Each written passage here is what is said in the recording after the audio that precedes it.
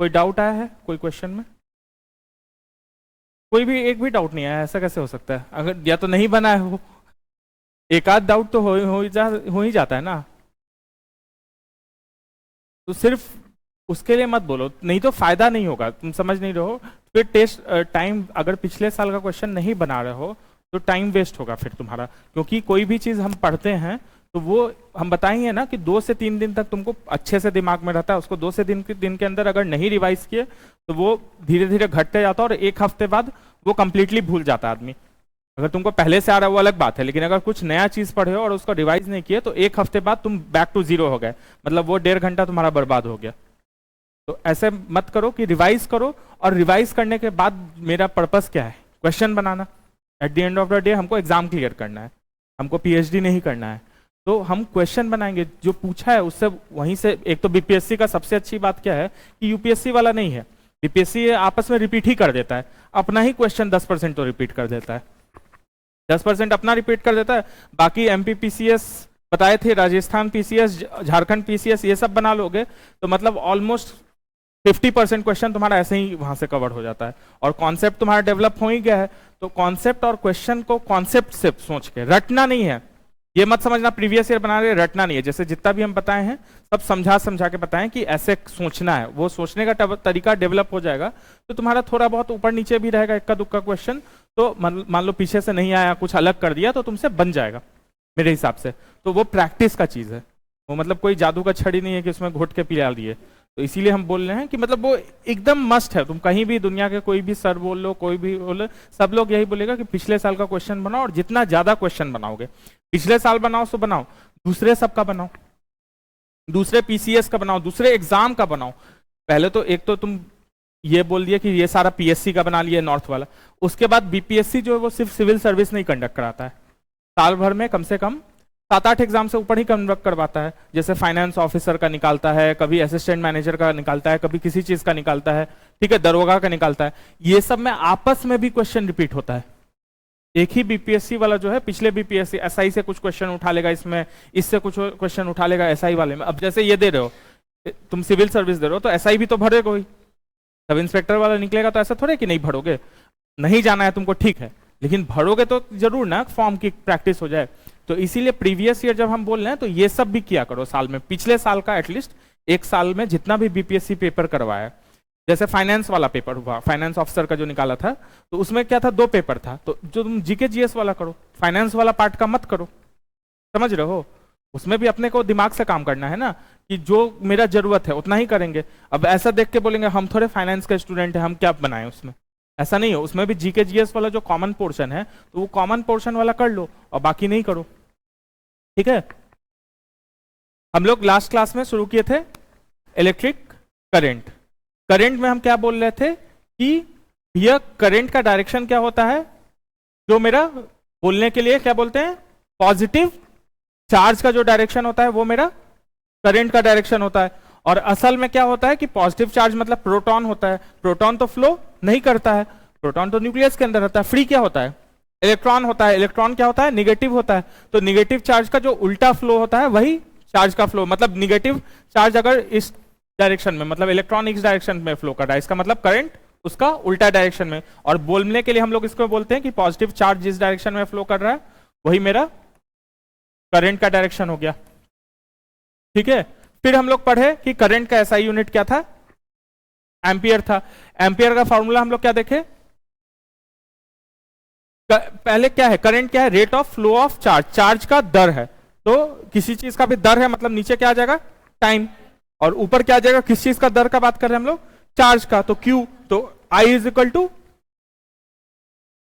Current को I बोलते हैं, I is equal to Q by T, जहां की Q जो है चार्ज हो गया, चार्ज का ऐसा यूनिट क्या है, कूलम, और T का होता है सेकंड। तो इसीलिए current is equal to coulomb by second, ठीक है। नेक्स्ट हम लोग क्या टॉपिक पढ़े कि करंट जो होता है मेरा 2 टाइप का होता है, ठीक है। एक होता है जो बैटरी के थ्रू जो होता है, जो डायरेक्ट चलता है, जिसका सिर्फ एक डायरेक्शन में, जो एक ही दिशा में चलेगा, उसको हम लोग डायरेक्ट करंट बोलते हैं, या डीसी जो आम भाषा में हम लोग उसको शॉर्ट फॉर्म में डीसी बोलते हैं। लंबा दूरी के लिए जब हम करंट भेजते हैं तो उसमें क्या होता है कि रास्ते में हीट लॉस होता है, हीट लॉस, कॉपर लॉस, ये सब लॉस होता है। तो इसके लिए हम लोग इसीलिए लंबा दूरी में डीसी में नहीं भेज के किस में भेजते हैं हम लोग, एसी में भेजते हैं, जिसको हम लोग बोल रहे हैं ऑल्टरनेटिंग करंट। ठीक है, उसके बाद नेक्स्ट हम लोग आ गए पोटेंशियल का बात। ठीक है, next topic I think potential था, हाँ वोल्टेज। ठीक है, वोल्टेज या पोटेंशियल। ठीक है, तो हम लोग क्या बोले थे कि किसी भी इलेक्ट्रिक फील्ड में, एक इलेक्ट्रिक फील्ड है, अगर एक चार्ज को किसी भी एक पॉइंट पे लाने में जितना मेहनत लग रहा है, उसी मेहनत को हम उस जगह का पोटेंशियल बोल रहे हैं। तो work done in bringing unit positive charge, यही लिखे थे ना कि एक चार्ज को, मतलब दो चार्ज है तो दो से डिवाइड कर देंगे, तो एक चार्ज को लाने में किसी भी एक पॉइंट पे कितना मेहनत लग रहा है, मेहनत मतलब वर्क डन। और अगर एक पॉइंट से दूसरे पॉइंट ले जाना है तो ये इसको हम लोग क्या बोल दे रहे थे, पोटेंशियल डिफरेंस बोल दे रहे थे कि भाई इस जगह से इस जगह ले जाना है। तो इसको दो तरीके से इसको डिफाइन कर सकते हैं, या तो बोल सकते हैं कि इसका वोल्टेज और इसके वोल्टेज में जो डिफरेंस है वही पोटेंशियल डिफरेंस हुआ, या बेसिक बात पे चले जाएं, वर्क डन वाले बात पे, तो एक चार्ज को इस पॉइंट से इस पॉइंट ले जाने में ये दोनों पॉइंट का पोटेंशियल डिफरेंस हो जाएगा मेरा। ठीक है, अब जो वर्क डन बोल रहे हैं तो वर्क डन का ऐसा यूनिट क्या होता है, जूल, और लेके क्या जा रहे हैं, चार्ज, तो चार्ज का होता है मेरा कूलम, तो जूल बटा कूलम हो जाएगा तुम्हारा वोल्ट। ठीक है, उसी को हम लोग बोल रहे थे वोल्ट। नेक्स्ट हम लोग आ गए रेजिस्टेंस पे। आया करो तो पूछा मत करो, हम बताए ना, जब लेट आया करो तो बिना पूछे आ जाया करो। ठीक है, मेरे क्लास में, सिर्फ मेरे क्लास के लिए हम बोल रहे हैं कि मेरे क्लास में पूछा मत करो, आ जाया करो। तो अब हम बोल रहे थे कि हम किसी भी चार्ज को हम लोग ऐसे इमेजिन कर रहे थे कि भाई कहीं से कहीं ले जाने में मेहनत लग रहा है, अब हमको कोई रोक भी रहा है। जैसे हम एक एग्जांपल समझे थे कि भाई ये पेन है, हम इसको उठाए हुए हैं, क्यों उठाए हुए हैं, क्योंकि ये नीचे की तरफ भागना चाह रहा है। नीचे की तरफ क्यों भाग रहा है, ग्रेविटी के कारण। ठीक है, तो वैसे ही चार्ज को जब हम कहीं से कहीं ले जाते हैं, कहीं से कहीं मतलब वायर के अंदर ले जाते हैं, और किसके अंदर ले जाते हैं, ये भी बात बोले थे कि इस पे हमको करंट नहीं मार रहा है क्योंकि ये इंसुलेटर है। कंडक्टर के अंदर जो चार्ज फ्लो कर रहा है, मेरा जो करंट फ्लो कर रहा है, जो अंदर का जो वायर होता है, जो कंडक्टर जिसको बोल रहे हैं, तो उसमें जब वो जा रहा है तो उसको कुछ रोक भी रहा है, उसको कुछ रुकावट भी डाल रहा है, जिसको हम लोग बोल रहे हैं रेजिस्टेंस। हिंदी में क्या बोल रहे थे उसको, अवरोध। ठीक है, किसी प्रतिरोध, अच्छा, किसी भी जगह से किसी भी जगह को अगर चार्ज जाता है तो उसको जो रोक रहा है उसको हम लोग रेजिस्टेंस बोलते हैं या प्रतिरोध। ठीक है, अब यहां तक हम लोग पढ़ चुके थे। ठीक है, एक फॉर्मूला ये है ओम्स लॉ, हम लोग ओम्स लॉ पे थे ना,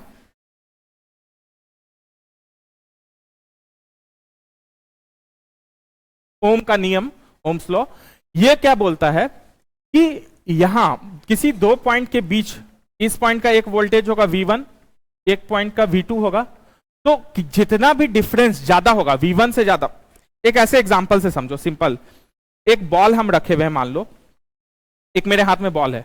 ठीक है, ये स्लोप है, ऐसे स्लोप मतलब समझ रहे हैं, ये ढलाव है, मान लो ये प्लेन है, ये ढलाव, यहां पे हम बॉल रखे, बॉल ससरते ससरते नीचे चला जाएगा। ये अगर ऐसे होगा तो बॉल क्या ज्यादा तेजी से जाएगा कि नहीं जाएगा, और एकदम ये ऐसे हो जाएगा तो बॉल बहुत धीरे धीरे से जाएगा। मतलब जितना ज्यादा इन दोनों, इस पॉइंट और ये इस पॉइंट से इस पॉइंट जा रहा है, मान लो इसको ए मान लिया, इसको बी मान लिया, तो ए से बी मेरा बॉल जा रहा है, तो ए से बी के बीच जितना ज्यादा क्या होगा, ग्रेडियंट, या जितना ज्यादा हाइट जितना ज्यादा होगा उतना ज्यादा बॉल मेरा ज्यादा तेजी से जाएगा, और जितना कम हाइट होगा उतना कम तेजी से जाएगा। तो वैसे ही समझो कि किसी दो पॉइंट का जो पोटेंशियल है, अगर ये दोनों का जो डिफरेंस है वो जितना ज्यादा होगा उतना ज्यादा तेजी से करंट बहेगा, और जितना कम होगा उतना धीरे करंट बहेगा। लॉजिकल बात है, कुछ रटने वाला बात नहीं है, लॉजिक से भी सोच सकते हो ना। किसी भी दो पॉइंट के बीच का डिफरेंस जो होता है, उसी से हम यहाँ पे क्या बॉल के टर्म्स में देख रहे थे कि जितना ज्यादा हाइट होगा उसके टर्म्स में देख रहे थे, वही लॉजिक तुमको लगाना है पोटेंशियल में, कि दो पॉइंट के बीच जितना ज्यादा पोटेंशियल डिफरेंस होगा। पोटेंशियल में हम लोग क्या बोल रहे थे कि किसी चार्ज को लाने में यहां कितना मेहनत है, एक्स मान लो मेहनत लग रहा है यहां पे लाने में, उसको हम लोग इस पॉइंट का पोटेंशियल V1 क्या हो जाएगा, एक्स हो जाएगा। और किसी चार्ज को कहीं से भी लाने में इस पॉइंट पे लाने का जो मेहनत है उसको मान लो y बोल रहे हैं पर यूनिट चार्ज का, तो इसका पोटेंशियल क्या हो जाएगा, y। तो x और y में जितना ज्यादा डिफरेंस होगा उतना ज्यादा चार्ज जो है उतना तेजी से बहेगा। तो इसीलिए ओम्स लॉ क्या बोलता है, V is directly proportional to I, जहां की वोल्टेज है V और I है तुम्हारा करंट। ठीक है, तो हेडिंग डालो ओम्स लॉ या ओम का नियम।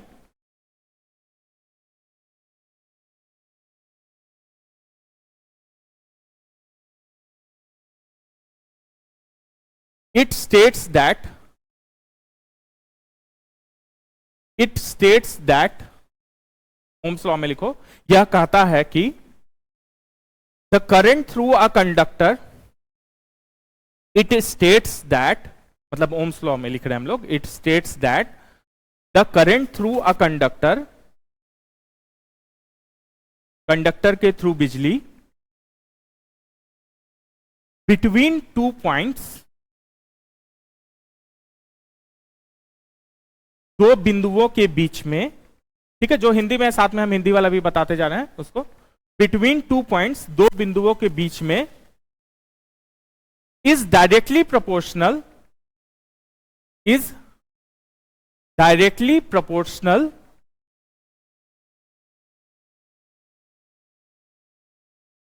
टू द वोल्टेज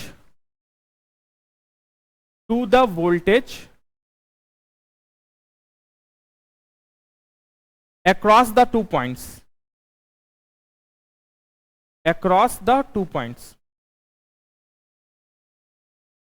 ठीक है, एक बार फिर से हम रिपीट कर दे रहे हैं पूरा।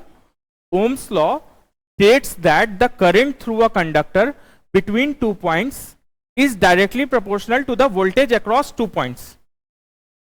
हिंदी में लिखना है, ओम्स लॉ कहता है कि करंट, ठीक है, बिजली, करंट या विद्युत भी लिख सकते हो उसको, विद्युत थ्रू अ कंडक्टर, कंडक्टर के थ्रू किसी दो बिंदु के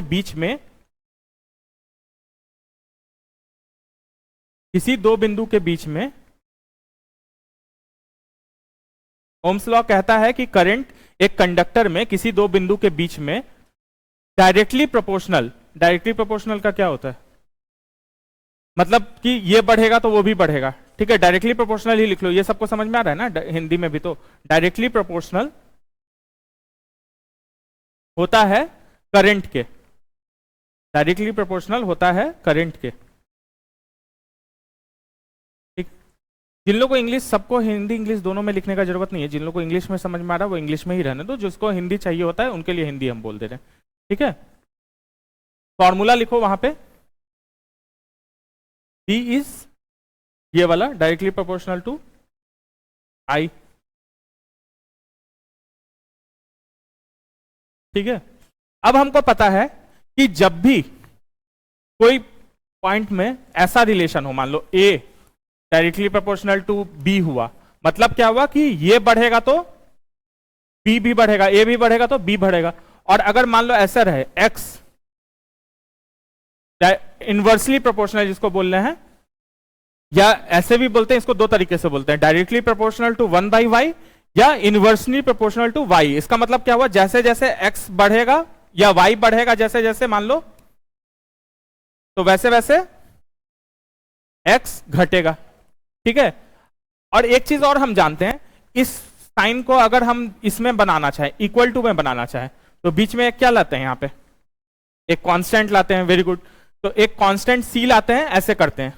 यही मैथ्स में हम लोग पढ़े हैं, 8, 9, 10 में ये पढ़े हैं कि जब भी ऐसा कोई हो, मान लो ऐसे फॉर्मूला है, x is directly proportional to z/y, तो अगर हमको इसके बीच में इक्वल टू लाना है तो यहां पे एक कांस्टेंट रहेगा जो, और उसके बाद z/y ऐसे बन जाता है। ये हम समझाने के लिए बता रहे हैं, इससे रिलेटेड नहीं, इसका लिखना मत। तो अभी हम लोग क्या देखे, B is directly proportional to I, यही बोल रहे हैं ओम्स लॉ, और हम लोग समझ भी गए, रीजन समझे ना कि पोटेंशियल डिफरेंस क्यों है, चार्ज को लाने में कितना मेहनत यहां लग रहा है और कितना मेहनत यहां लग रहा है, ये दोनों का पोटेंशियल था, और दोनों के बीच डिफरेंस क्या है, ए से बी ले जाने में, कि चार्ज को अगर यहां से यहां ले जाने में जितना मेहनत लग रहा है उसको हम लोग पोटेंशियल डिफरेंस बोल रहे हैं, ठीक है। तो जितना ज्यादा डिफरेंस होगा उतना तेजी से मेरा करंट बहेगा, ठीक है। तो इसीलिए V is directly proportional to R, तो जब यहां पे इक्वल टू साइन बनाएंगे तो यहां पे एक कांस्टेंट हम लोग डालेंगे, तो वही कांस्टेंट है मेरा R, और जनरली फॉर्मूला हम लोग ऐसे लिखते हैं, V is equal to IR। तो इसके नेक्स्ट लिखो, यहां पे ये लिखो, उसके नीचे लिखो V is equal to IR, where R क्या है मेरा, R इज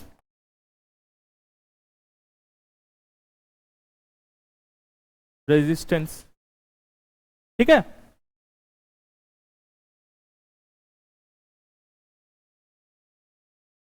यहां पे लिख देना R इज अ कांस्टेंट, ये भी लिख देना।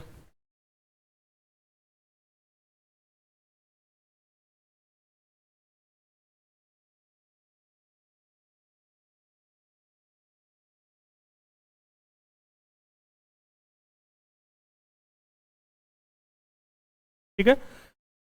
अब आर जो है वो भी किसी किसी चीज पे डिपेंड करेगा।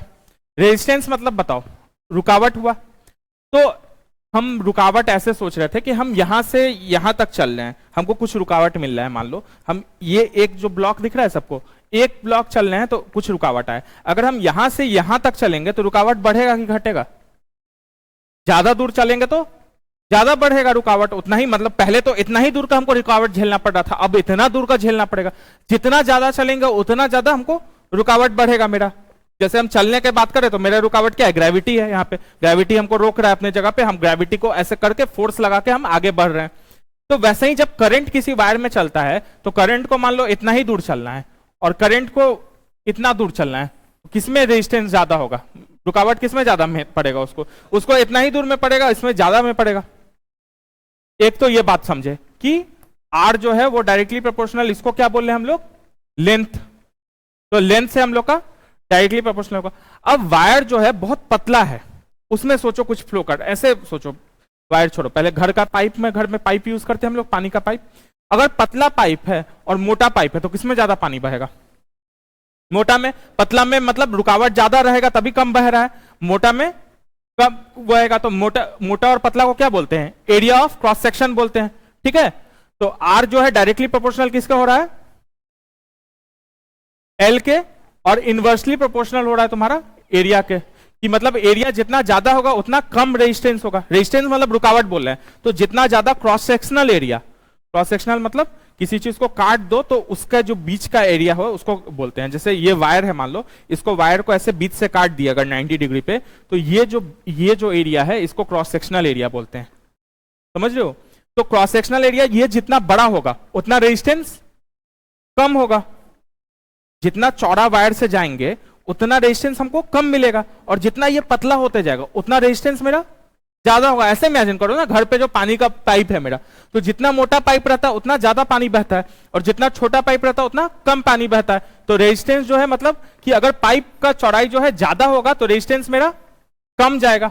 रुकावट है, ये उल्टा चीज बोल रहे हैं, करंट नहीं बोल रहे हैं। रुकावट मतलब बढ़ रहा है, और अगर एरिया ऑफ क्रॉस सेक्शन घट रहा है तो मेरा रेजिस्टेंस ज्यादा हो रहा है, तो इसीलिए ये नीचे आ जाएगा, इनवर्स रिलेशन हो जाएगा। समझ रहे हैं? डायरेक्टली प्रोपोर्शनल टू एल रहेगा और इनवर्सली प्रोपोर्शनल टू ए रहेगा, ठीक है। तो भी कैपिटल,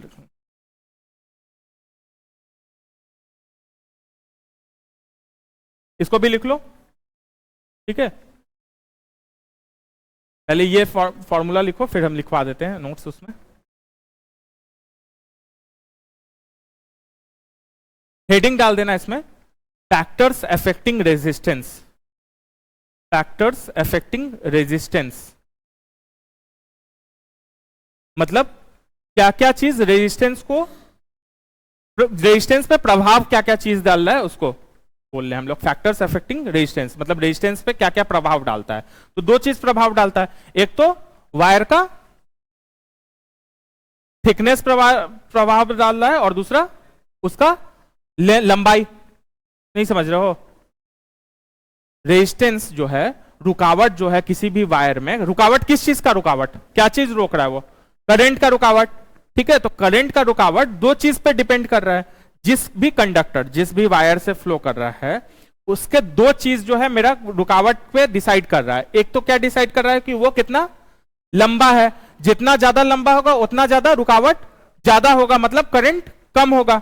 और जितना मोटा है तो उतना रुकावट कम होगा। तो मतलब लंबाई से डायरेक्टली प्रोपोर्शनल है और मोटाई से इनवर्सली प्रोपोर्शनल है। मोटाई को हम लोग एरिया ऑफ क्रॉस सेक्शन बोल रहे हैं और उसको ए बोल रहे हैं, और लंबाई को हम लोग एल बोल रहे हैं। यही चीज हम लिखा रहे हैं, ठीक है। तो हेडिंग है मेरा फैक्टर्स अफेक्टिंग द रेजिस्टेंस, या रेजिस्टेंस पे प्रभाव। नंबर 1 लिखो, the resistance of a conductor, किसी कंडक्टर का resistance, the resistance of a conductor, Hindi में किसी कंडक्टर का रेजिस्टेंस या प्रतिरोध, is directly proportional to its length, is directly proportional to it's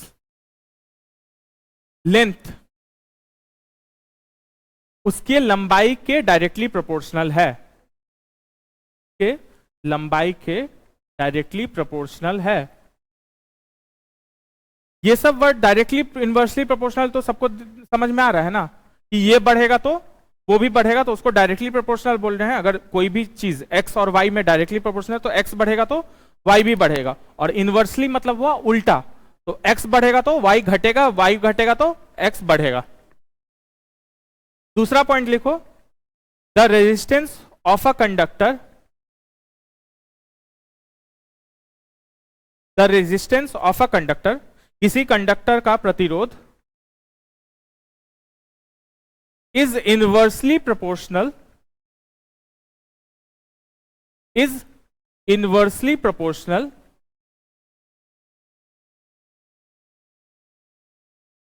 to it's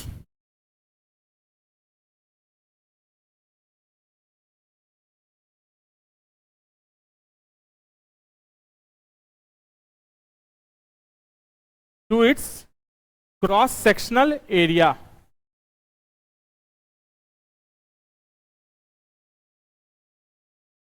या उसको हिंदी में मोटापा भी बोल सकते हैं, उसके वायर के मोटापा से इनवर्सली प्रोपोर्शनल है रेजिस्टेंस। अब ये फॉर्मूला लिख देना,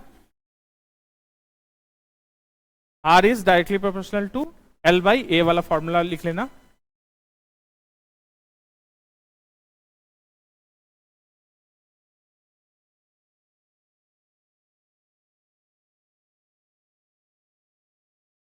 तो अब हम लोग अभी बोले हैं कि इस साइन को हटा के अब लोग अगर हम लोग इक्वल टू साइन लाना चाहे तो मतलब क्या लाना पड़ेगा, यहां पे कांस्टेंट लाना पड़ेगा। ये किसी भी मैथ्स के मतलब ये फिजिक्स से रिलेटेड बात नहीं है, कहीं भी किसी भी चीज में मैथ्स में भी होता है, ये मैथ्स का एक्चुअली बात है कि जब भी हम ये बढ़ेगा तो ये घटेगा, लेकिन एक बीच में कांस्टेंट बनता है, तो वो कांस्टेंट यहां पे हो जाएगा रो, ऐसे बनाते हैं, ठीक है।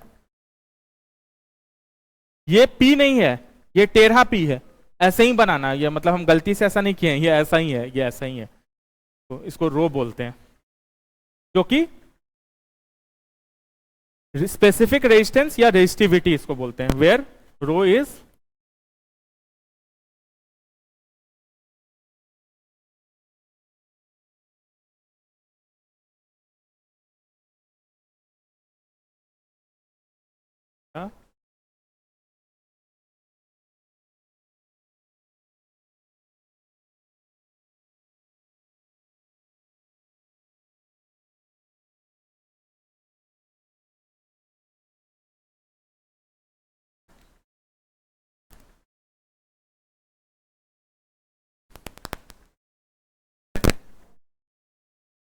ठीक है। ये डिपेंड करेगा कि वायर का क्या मैटर है, उस पर डिपेंड करेगा। ये भी तो किसी चीज पे डिपेंड करेगा ना, कि नहीं तो हर जगह एक ही रहता, हर जगह लेंथ और एरिया पे डिपेंड रहता तो हर फॉर्मूला एक ही बनता ना। ऐसे सोचो, लॉजिक से सोचो अपने, कि अगर L और A पे हम खाली अपना फॉर्मूला बना देते और उसमें इक्वल टू अगर साइन लगा देते, मतलब ये साइन मतलब क्या हुआ कि ये बढ़ेगा ये घटेगा, कितना बढ़ रहा है कितना घट रहा है ये नहीं डिफाइन कर रहा है, लेकिन जैसे ही इक्वल टू बन गया मतलब एग्जैक्ट हम बात पे पढ़ रहे हैं कि ये इतना बढ़ रहा है तो उतना बढ़ रहा है, तो हर वायर में एक जैसा नहीं ना होगा कि किसी वायर में हो सकता है इतना लेंथ बढ़ाने पे इतना ही रेजिस्टेंस बढ़े, किसी वायर में हो सकता है लेंथ ज्यादा कम ही बढ़ाने पे बहुत ज्यादा रेजिस्टेंस बढ़ जाए। तो इक्वल टू साइन जब भी लगाते हैं हम लोग, ये ऐसे मैथ्स का बात बता रहे हैं, जब भी इक्वल टू साइन लगाते हैं इसका मतलब क्या हुआ कि वो स्पेसिफिक इसमें बात कर रहे हैं कि हाँ इतना ही घटेगा, मतलब एकदम बिंदु में बात कर रहे हैं कि हाँ यही एग्जैक्ट यही बिंदु घटेगा। तो हर वायर के हिसाब अलग अलग होगा, तो इसीलिए जो ये है ये कांस्टेंट जो होता है ये वायर के हिसाब से होता है, कि वायर का जैसा मैटर है, हो सकता है कोई सिल्वर वायर है उसका अलग रहेगा, एल्युमिनियम वायर है उसका अलग रहेगा, कॉपर वायर है उसका अलग रहेगा, ठीक है। तो अलग अलग टाइप के वायर पे डिपेंड करेगा। तो इस पे लिख लो, resistivity depends on, resistivity depends on the nature of matter, resistivity depends on nature of matter। मतलब समझ रहे हो कि मैटर जिस वायर का जो चीज जिस चीज से बना है, नेचर ऑफ मैटर मतलब क्या होगा, कोई भी चीज कोई भी सामान है, जैसे ये है ये लकड़ी से बना है, ठीक है, ये जो चीज है तो उस चीज पे डिपेंड करेगा कि रेजिस्टिविटी क्या है। नेक्स्ट पॉइंट लिखो, its SI unit is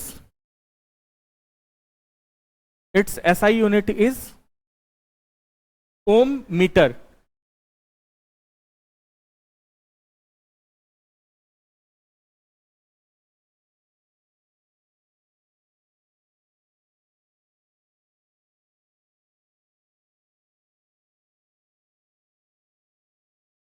SI unit ohm dash metre.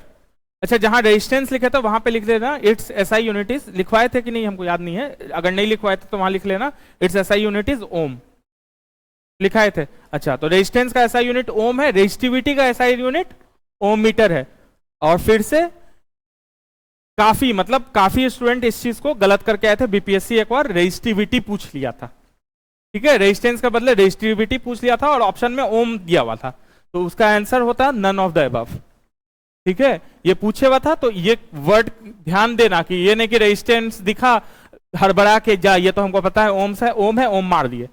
Resistivity अगर है यहाँ पे तो वो ओम मीटर हो जाएगा, ओम नहीं रहेगा, और अगर सिर्फ रेजिस्टेंस है तभी ओम रहेगा।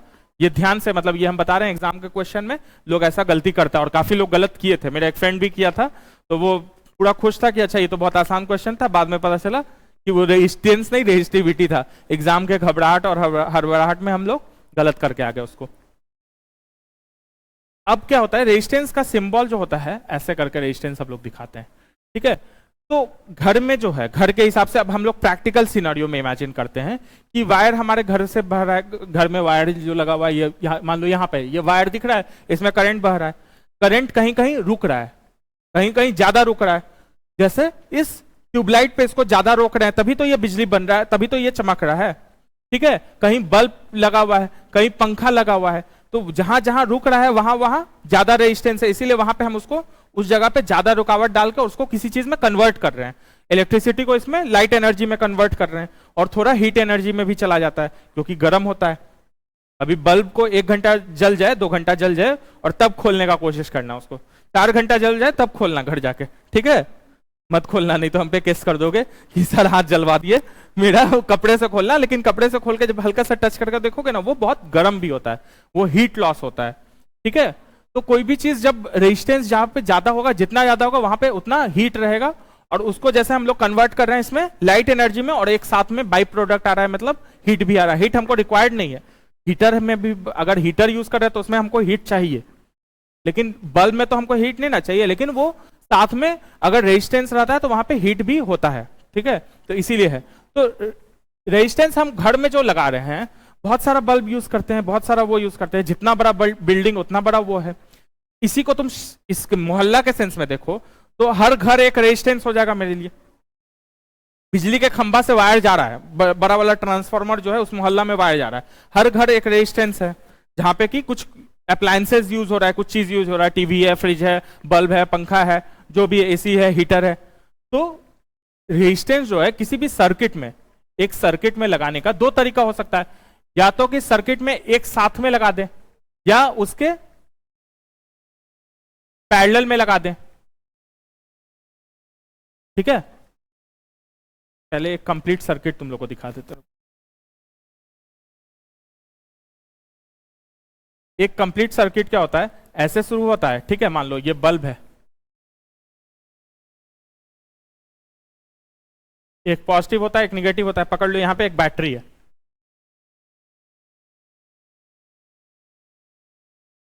ठीक है।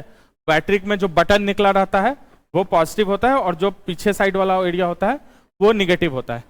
बैटरी पे अगर एक वायर कनेक्ट करो एक साइड से और दूसरे साइड पे, और बीच में कुछ छोटा सा बल्ब लगा दो बड़ा बैटरी में, तो वो बल्ब जलने लगता है।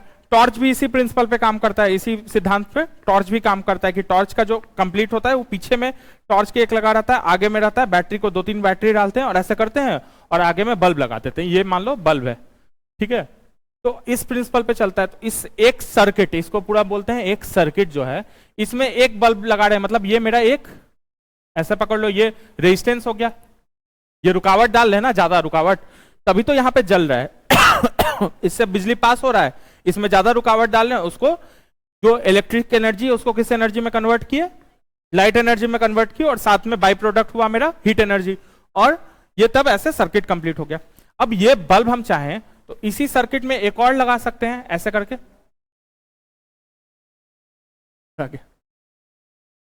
ठीक है। हो सकता है इसी सर्किट में ऐसे भी लगा सकते हैं, या एक लाइन ऐसे अलग करके ऐसे भी तो लगा सकते हैं, या तो एक फ्लो में ऐसे लगा दे, या इसको दो भाग में बांट के और तब अलग अलग भाग में लगाए।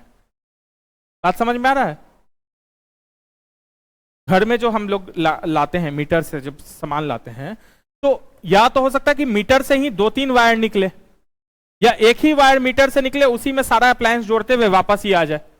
एक ये तरीका है। एक तरीका है कि एक वायर निकला, दो वायर निकला, तीन वायर निकला, इसमें कुछ सामान डाल दिए, इसमें कुछ सामान डाल के इसको कंप्लीट कर दिए, इसको सामान कुछ डाल के ऐसे कंप्लीट कर दिए। समझ रहे हैं? तो दो तरीका है, या तो एक ही में एक सामान डाले, एक अप्लायंस लगाए, मतलब एक रेजिस्टेंस, अब हम लोग उसको रेजिस्टेंस बोलेंगे अप्लायंस या सामान को, तो एक रेजिस्टेंस लगाए, उसी के आगे उसी वायर में आगे दूसरा रेजिस्टेंस लगाए पावर सोर्स में। या दूसरा तरीका यह है कि हम दो वायर ले लिए, जो बैटरी से हम लोग जो तार निकाल रहे हैं, इस तार को दो तार से कनेक्ट कर दिए, और एक तार में कुछ लगाए फिर दूसरे तार में कुछ लगाए। दोनों तरीका है। तो एक साथ जब लगा रहे हैं तो उसको हम लोग बोलते हैं सीरीज। और ये दोनों क्या दिख रहा है? पैरेलल लाइन दिख रहा है। तो जब ऐसे लगाते हैं इसको हम लोग बोलते हैं पैरेलल। ठीक है। या तो एक साथ एक लाइन में लगाएंगे तो हम क्या होगा, मेरा सीरीज में होगा रेजिस्टेंस। और अगर दो लाइन में लगाए, मतलब कि डिवाइड कर दिया वायर को, ऐसा समझो कि वायर को दो वायर से जोड़ दिए और तब दो अलग अलग में लगाए, तो वो हो जाएगा मेरा पैरेलल में हो जाएगा। ठीक है। तो रेजिस्टेंस अगर सीरीज में है तब अलग तरीके से जोड़ते हैं, और अगर पैरेलल में है तो उसको अलग तरीके से जोड़ते हैं। इसका फॉर्मूला हम बता रहे हैं कि अगर, अब सिंपल आ जाता है यहां समझ के, अब खाली हम लोग रेजिस्टेंस का एक डायग्राम बनाते हैं। अगर ऐसे है तो इसको मान लो R1 है और इसको मान लो R2 है, तो पूरे सर्किट, ये पूरा मेरा सर्किट हो गया। अगर इसमें टोटल रेजिस्टेंस जब निकालने बोलेगा, एग्जाम में क्वेश्चन ऐसा ही आता है कि टोटल रेजिस्टेंस आपका कितना है इस सर्किट में, ऐसे दे देगा एक डायग्राम। ठीक है। यहां से ऐसे आया, मान लो पॉजिटिव, यहां से निगेटिव, ये ऐसे कंप्लीट हो रहा है मान लो। वो नहीं है, तुमको खाली रेजिस्टेंस दिखा देगा कि ये रेजिस्टेंस है आपको सीरीज में, एक R1 है एक R2 है, तो टोटल कितना रेजिस्टेंस होगा इस पूरे सर्किट का, कितना टोटल रेजिस्टेंस होगा। तो अगर टोटल रेजिस्टेंस को हम लोग R मानेंगे तो वो हो जाएगा तुम्हारा R1 प्लस R2। यही अगर हम सर्किट में ऐसे निकाले और एक रेजिस्टेंस ऐसे डाले और एक को ऐसे डाले, ये एक लाइन में तो नहीं है, ये एक लाइन में नहीं है ना, दो अलग अलग वायर निकल रहा है, इससे दो भाग में बट गया और तब है और फिर कंप्लीट हो रहा है R1 और R2, मतलब ये किस में है, पैरेलल में है। तो जब इसमें टोटल रेजिस्टेंस मान लो R निकालने बोलेगा, तो इसका फॉर्मूला होता है 1/R equal to 1/R1 plus 1/R2। अब चलो थोड़ा कॉम्प्लिकेट करते हैं, हल्का सा कॉम्प्लिकेट करते हैं।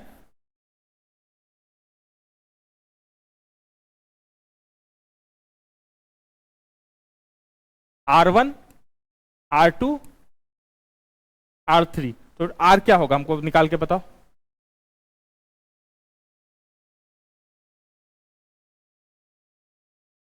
अच्छा 1/R1 R2 वैल्यू दे देते हैं, वैल्यू देंगे तो ज्यादा आसान पड़ेगा। ठीक है। इसको मान लो 2, इसको मान लो 2 और इसको मान लो 4। पहले थोड़ा थ्योरी लिख लो तब हम लोग इस क्वेश्चन पे आते हैं। क्वेश्चन ही एक ही बार में करवा देंगे तो अच्छे से वो चीज क्लियर हो जाएगा। ठीक है। यहां तक लिख चुके थे ना हम लोग, इसका स्पेसिफिक लिख लिए थे, तो लिखो resistance can be, resistance can be, resistance को, resistance can be,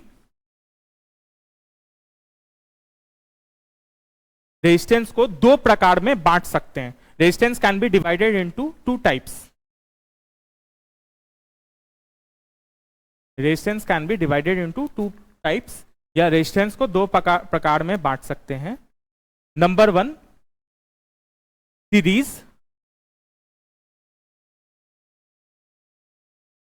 number 1 series, number 2 parallel. जहां पे सीरीज, अब फिर नंबर 1 लिखो सीरीज, इसमें लिखो, इसमें सबसे पहले ये डायग्राम बनाओ,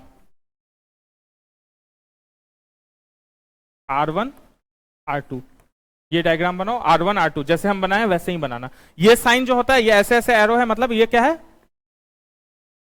रेजिस्टेंस है। ये साइन जो होता है ये ऐसे ऐसे अगर बना हुआ है मतलब कहीं भी किसी भी डायग्राम में, तो इसका मतलब इसको रेजिस्टेंस होता है, इसको रेजिस्टेंस का साइन बोलते हैं। ठीक है, तो ये डायग्राम बनाओ R1 R2, फिर यहां नीचे लिखो R equal to total resistance, total resistance R equal to R1 plus R2।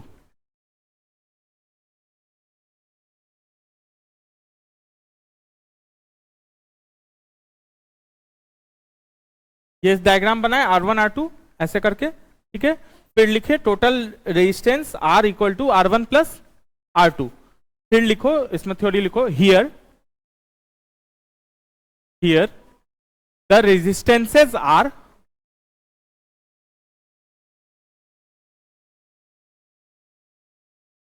connected in one wire, the resistance are connected in one line, ऐसे कर दो। Here the resistances are connected in one line, मतलब एक ही line में सारे resistance को अगर connect कर रहे हैं तो मेरा हो गया ये सीरीज, और इसको कैसे जोड़ेंगे हम लोग, सीधा इसमें जोड़ देंगे। मतलब अगर 4 हो, मान लो R1 R2 R3 R4, तो टोटल रेजिस्टेंस क्या हो जाएगा, R1 plus R2 plus R3 plus R4। अब लिखो नंबर 2,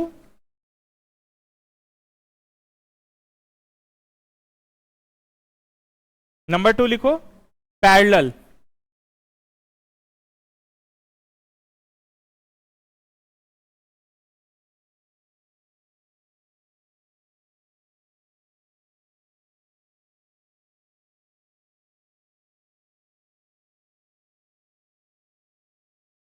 ठीक है। इसमें डायग्राम ये वाला बनाओ,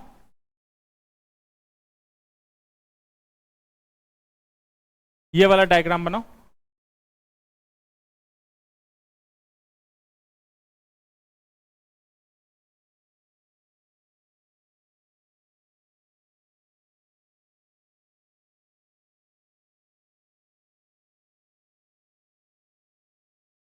फिर लिखो टोटल रेजिस्टेंस जो है, अगर इस सर्किट का पूछे तो total resistance R, where formula होगा 1/R equal to 1/R1 plus 1/R2।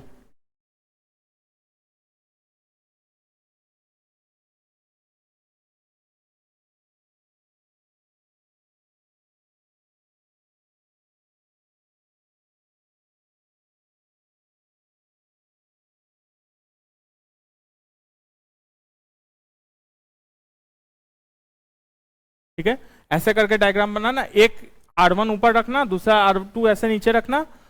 Total resistance R निकालने बोलेगा तो क्या बोलेंगे, where 1/R1 is equal to 1/R1 plus, sorry 1/R equal to 1/R1 plus 1/R2।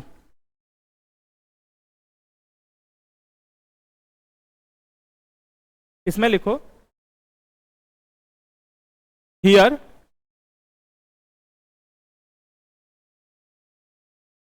the resistances are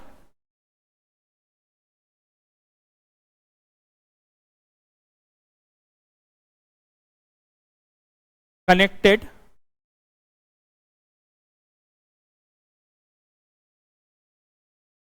in such a way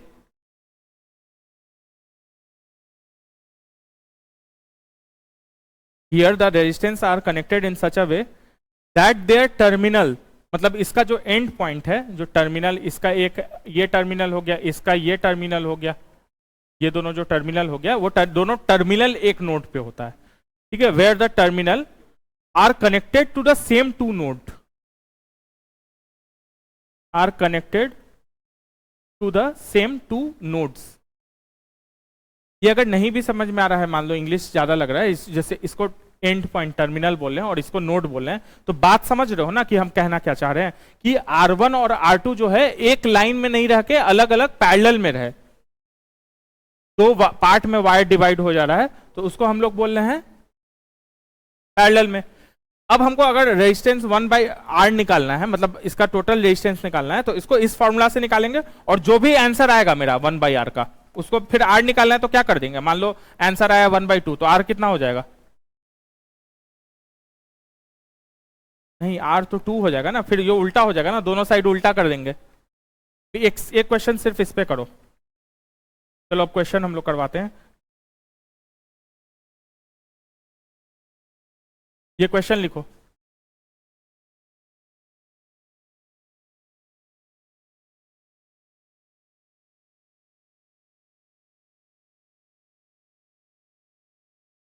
find total resistance, find total resistance R, निकाल के बताओ क्या होगा, आर 9 होगा, सिंपल कर लिए। अब नेक्स्ट क्वेश्चन लिखो।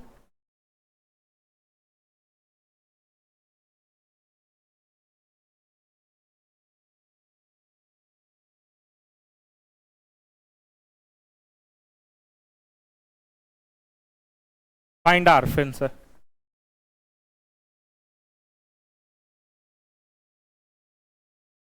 ठीक है, सबका आ रहा है 2, कैसे किए हम लोग, 1/r equal to 1/r1 plus 1/r2। यहाँ पे मैथ्स का सिंपल सिंपल दिए हैं, जोड़ घटाओ तो सबका वो है ना, क्वेश्चन में हो सकता है कि इसको थोड़ा कॉम्प्लिकेट कर दे। ऐसे हम देखे हैं बीपीएससी वाले में बहुत इजी, ऐसे ही मतलब 2+4+6 ऐसे ही करके दिया हुआ था। तो इसको क्या हो जाएगा नेक्स्ट,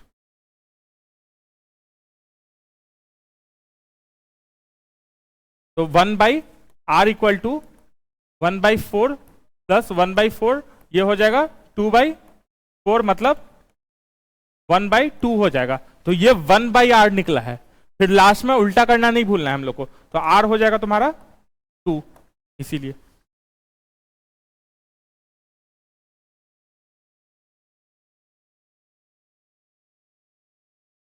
ये लास्ट क्वेश्चन करो, तीनों में मिला के कर रहे हैं इसको।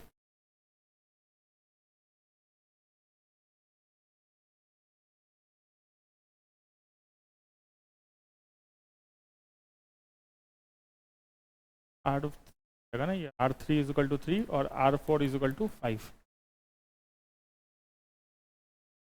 या 1 कर लो, रुको।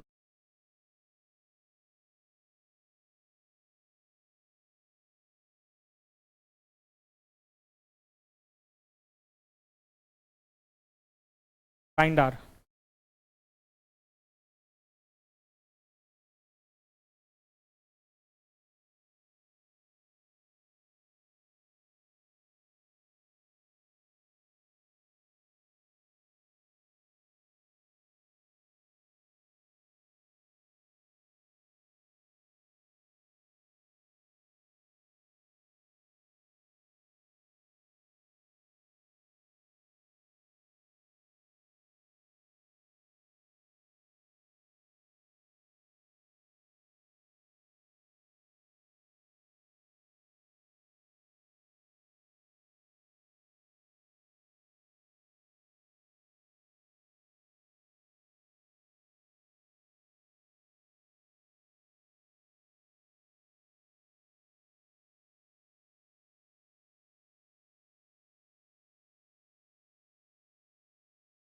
बताते जाओ, सबका हो गया।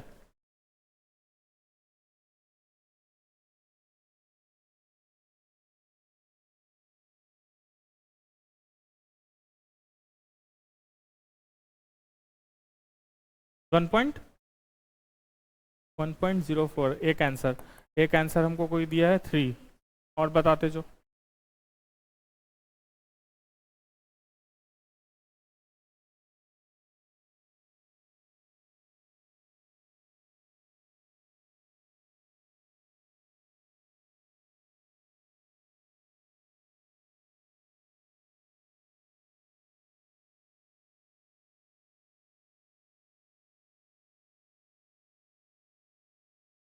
ठीक है, और किसी का, सबका हो गया है, एक दो लोग का अभी भी देख रहे हैं पेन चल रहा है, कर लो पहले कम।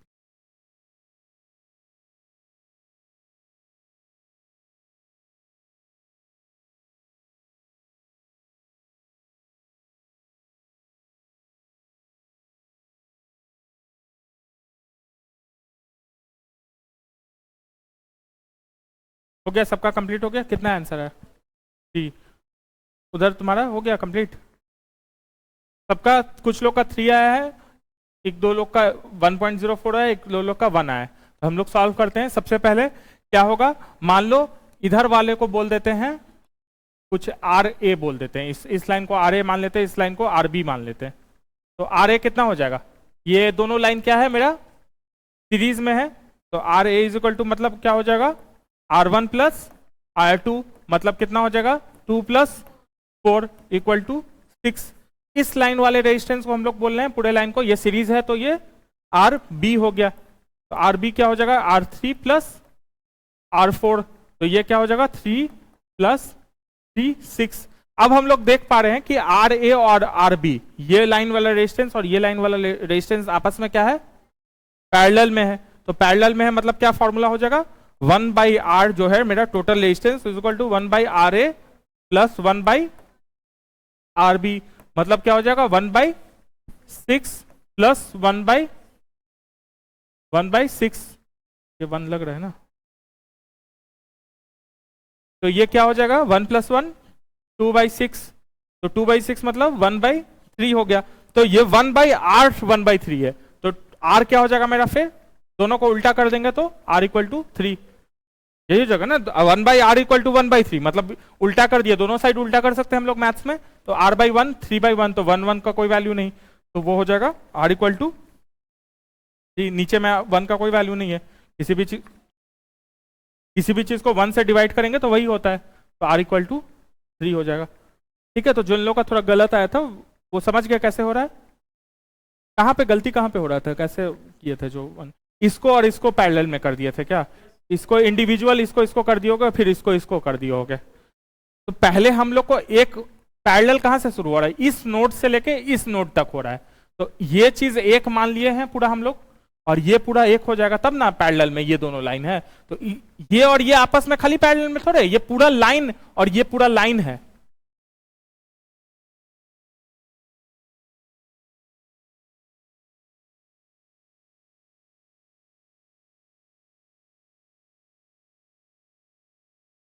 ये एक लास्ट क्वेश्चन है, ये करो फिर।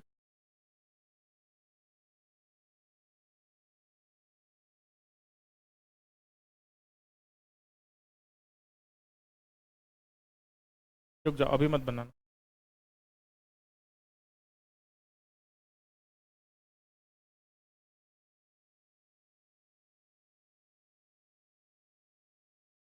और इसको कॉम्प्लिकेट करते हैं।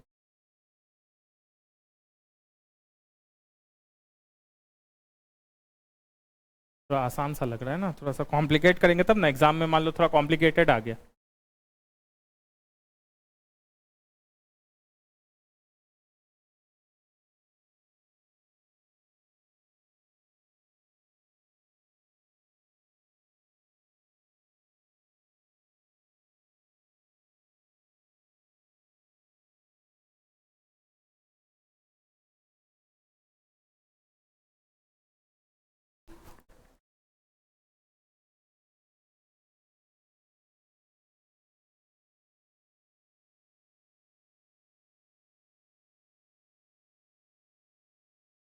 फाइंड आर,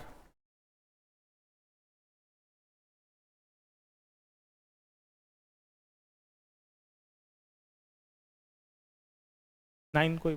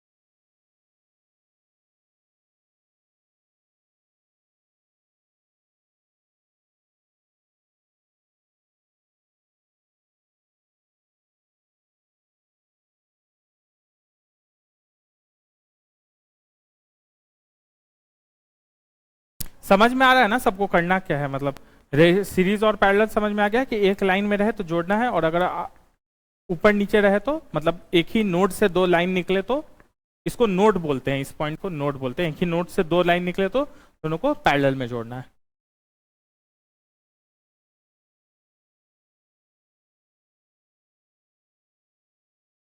इतना टाइम नहीं लगना चाहिए, थोड़ा सा, चलो पहली बार ये कर रहे हो तो ठीक है, लेकिन एग्जाम में इतना टाइम एक क्वेश्चन पे नहीं अफोर्ड कर सकते हो।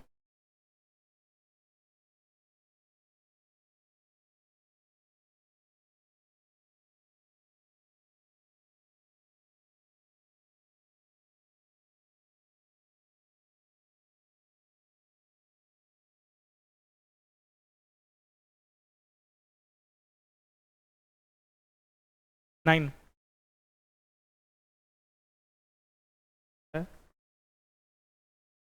9.0 बोल रही हो ना, 02, तो लगा 9.0 क्यों बोल रही हो, वही हमको लगा कि 0.0 भाई क्यों लगा रहा है, जनरली लोग नहीं लगाता है। 7 एक और लोग का आया, ठीक है 7, और 2-3 लोग पेन चला रहे हैं अभी भी। हो गया सबको का कंप्लीट हो गया? तुम लोग अभी पीछे बना रहे हो क्या?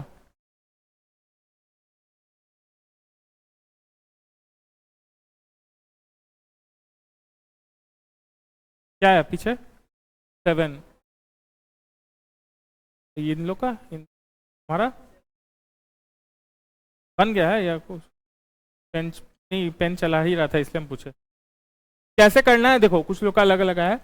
सबसे पहले हमको दिख रहा है कि ये और ये यहां से सर्किट यहां चला, एक नोड ये हुआ, एक नोड ये हुआ, ये दोनों जो है इसी नोड से दो लाइन निकला और फिर वापस आ गया, मतलब इस लाइन में जितना कुछ हो और इस लाइन में जितना कुछ हो दोनों आपस में पैरेलल में।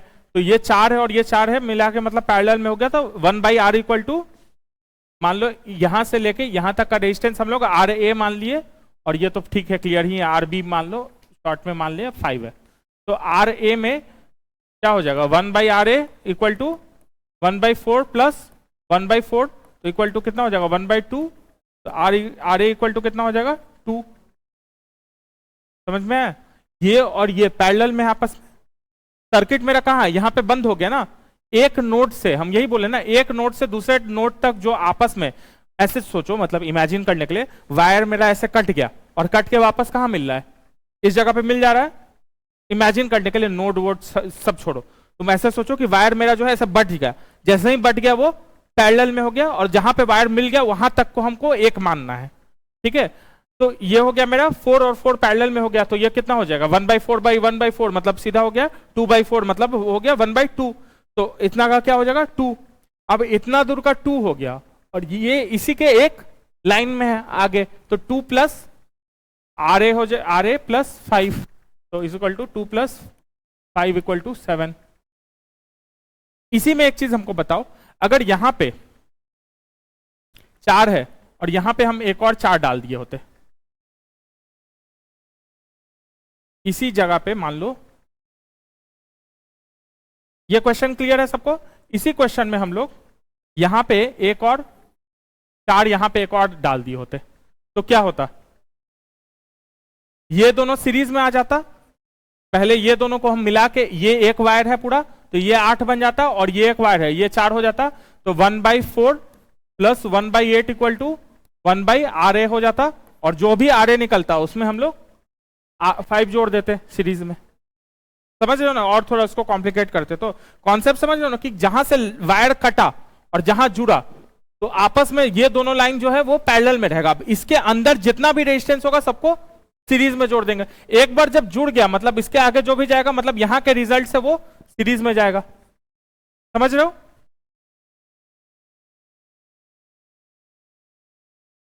ठीक है, नेक्स्ट हेडिंग डालो, इलेक्ट्रिक पावर। एक क्वेश्चन और करवा दे क्या? एक दो तीन लोग का और गड़बड़ हो रहा था, एक कर ही लो, एक लास्ट क्वेश्चन और कर लो, थोड़ा फास्ट करना इस बार।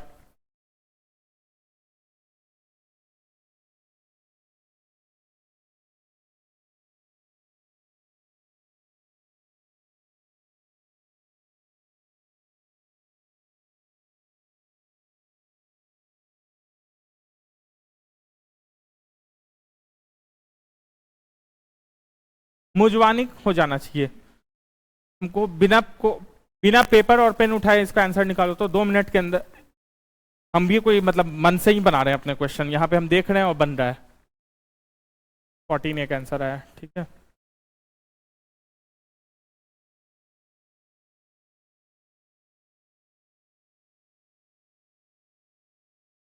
बता रहे हम, इधर देखो सब लोग, देखो तो इधर ये या एक बार कर लेने देते हैं, ऐसे बता देंगे तो फिर ठीक है, सबको कर लेने दो तो। लेकिन ज्यादा टाइम नहीं दे रहे हैं, 1 मिनट। अब भरभरा के करवाएंगे ये वाला क्वेश्चन।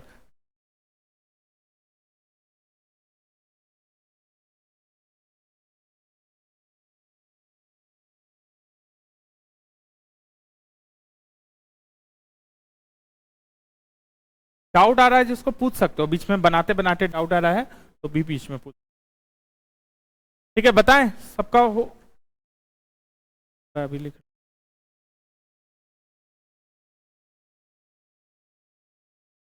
देखो अब इधर देखो, ठीक है बता रहे हैं, तुम्हारा निकला। देखो सबसे पहले ये रेजिस्टेंस है, इसके लाइन में ये अपना 4 है तो इसको 4 ही रहने देना है।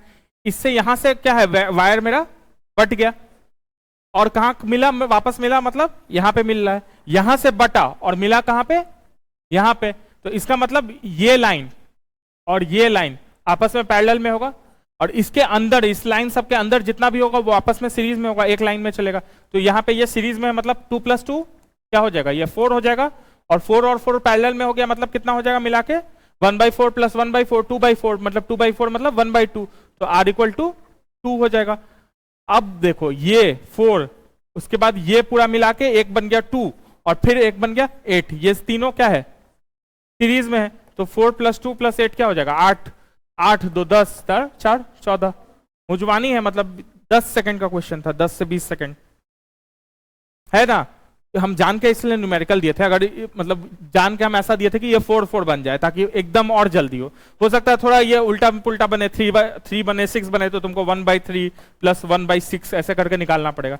ये तो मुजवानी था। 2 2 यहाँ 4 है, 4 और 4 होगा, मतलब 1/4 1/4 हमको पता है हाफ होता है, हाफ को हमको उल्टा करना है, 2 होता है, बाकी सबको जोड़ देना। 8 2 10 4 14। 5 सेकंड से 10 सेकंड का क्वेश्चन था ये, और इतना ही जल्दी हमको बनाने आना चाहिए। क्योंकि आजकल दिक्कत क्या हो रहा है कि देखे ही रहो तुम लोग, एग्जाम अगर प्रीवियस ईयर देखे भी होगे और या कुछ लोग एग्जाम दिए होगे, तो खासकर 69 से थोड़ा बीपीएससी पैटर्न बदला है अपना। क्या किया है वो लोग, पहले क्या था कि सीधा दे देता था ABCD, कोई भी चुन लो।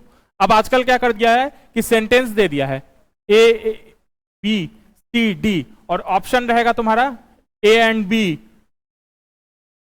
AB and C, ऐसे करके ऑप्शन देगा, A and D, या ऐसे दे देगा D ओनली। पहले चारों स्टेटमेंट पढ़ो, फिर देखो कि कौन 2 सही है कौन 3 सही है। इसमें ज्यादा आसान था ना कि भाई एलिमिनेट कर दिए, ये 2 एलिमिनेट हो गया, ये दोनों में थोड़ा शक लग रहा है तो थोड़ा बहुत निकाल के, अगर निकल गया तो एक निकल जाता है। इसमें क्या कि चारों स्टेटमेंट अच्छे से पता होना चाहिए तुमको,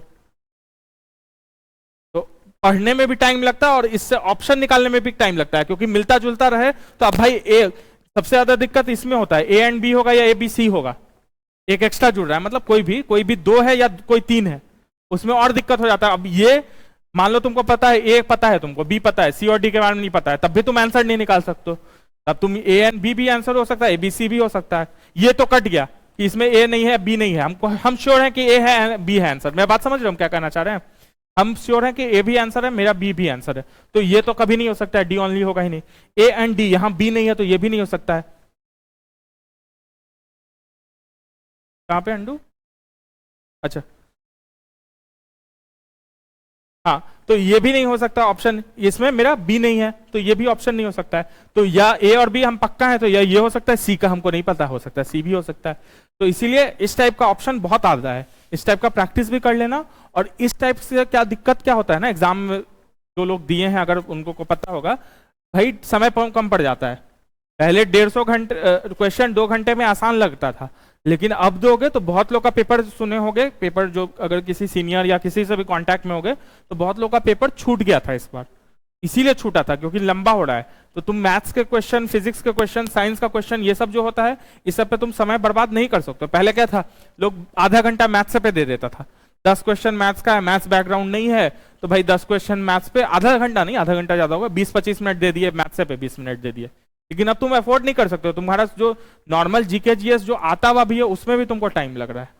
तो तुमको ये सब थोड़ा मुजवानी करना पड़ेगा। ये प्रैक्टिकल बात बता रहे हैं हम तुम लोगों को एग्जाम पॉइंट ऑफ व्यू से, ठीक है। नेक्स्ट टॉपिक लिखो, electric power.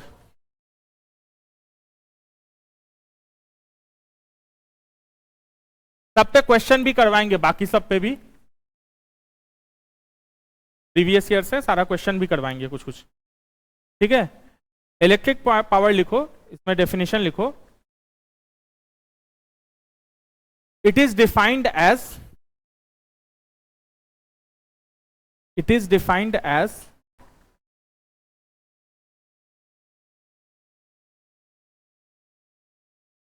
the rate of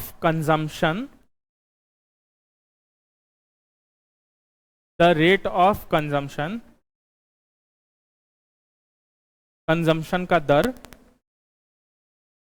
of electric energy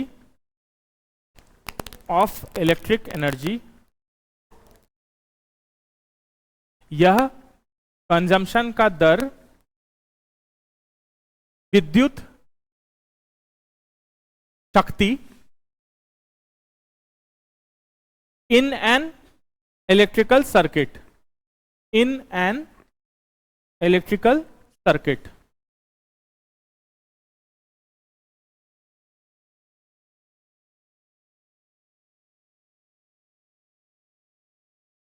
Hindi में लिख सकते हो, पावर खपत का विद्युत, ऐसे कर दो हिंदी में, विद्युत शक्ति के खपत के दर, विद्युत शक्ति के खपत के दर को पावर बोलते हैं, ठीक है। वही चीज लिखवाए हैं, क्या लिखवाए हम लोग इंग्लिश में, it is defined as the rate of consumption, मतलब खपत का दर in an of electric energy, मतलब विद्युत ऊर्जा, सॉरी शक्ति नहीं, विद्युत ऊर्जा इन एन इलेक्ट्रिकल सर्किट, किसी सर्किट के अंदर। तो घर पे हम लोग सुनते हैं ना कि कितना पावर, बिजली बिल जो तुम्हारा उठता है घर पे, बहुत, जितना ज्यादा तुम बल्ब जलाओगे उतना ज्यादा तुम्हारा बिजली बिल उठेगा, ठीक है। तो जिस रेट से तुम्हारा इलेक्ट्रिकल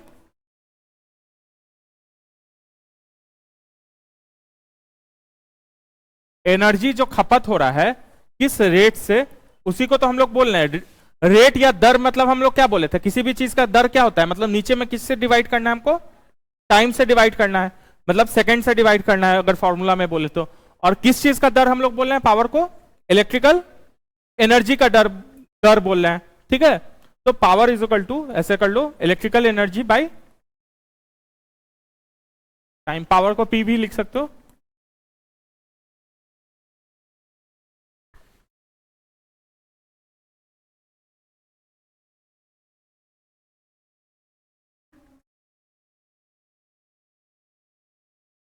ठीक है।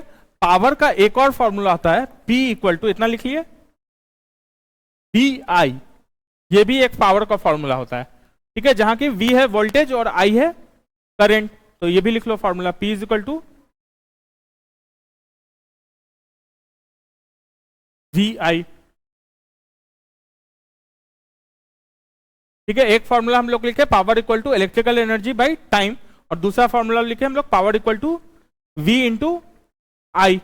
V जहां क्या है, वोल्टेज है, और वोल्टेज या पोटेंशियल जो बोल रहे हैं हम लोग, और I है मेरा करंट है, ठीक है। अब SI यूनिट लिख लेते हैं, जब भी हम कोई टर्म बोलते हैं तो उसका SI यूनिट बोलते हैं हम लोग। SI unit of power is,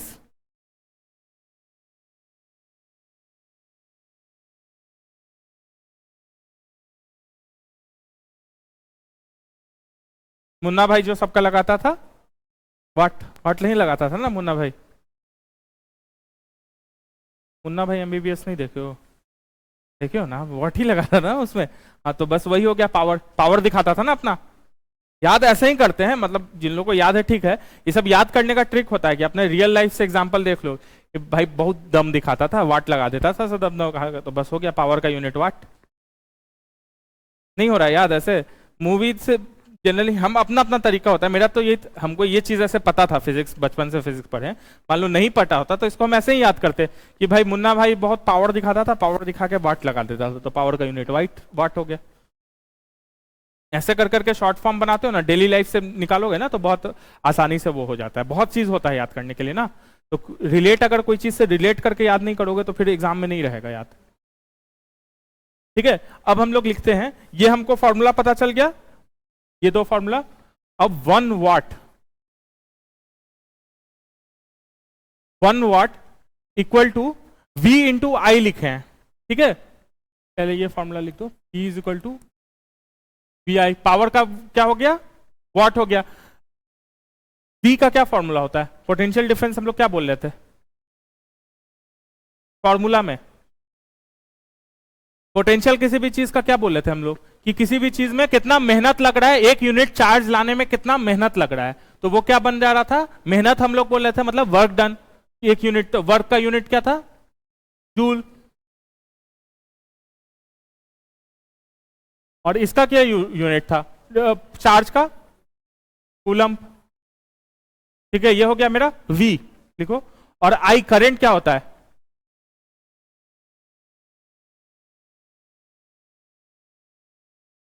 very good. Current क्या हम लोग बोले थे कि rate of flow of charge. Current जो है क्या बोले थे, करंट का डेफिनेशन सबसे पहले हम लोग पढ़े थे, चार्ज के फ्लो के दर को हम लोग करंट बोलते हैं, या rate of flow of current charge. तो चार्ज का यूनिट क्या था, कूलम। और नीचे क्या आ जाएगा, सेकेंड।